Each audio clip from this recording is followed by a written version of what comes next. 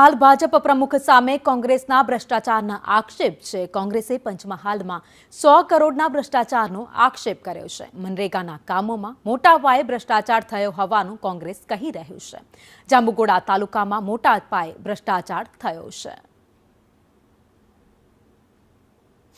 जो 22 વર્ષથી ધારાસભ્ય હતા જાંબુઘોડાની અંદર, હું 1995 થી ભારતીય જનતા પાર્ટીનો યુવા મોરચાના મહામંત્રી તરીકે કામ કરી રહ્યો।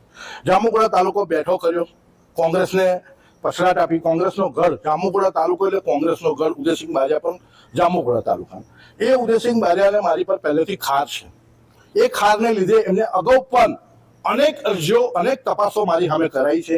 એ અનેક અરજીઓને અનેક તપાસો પૂરી થઈ ગયેલ છે, જેની અંદર એ બિલકુલ ખોટી વાત છે એ સાબિત થયેલું છે। લોકપાલ શ્રીએ પણ જજમેન્ટ આપેલું છે।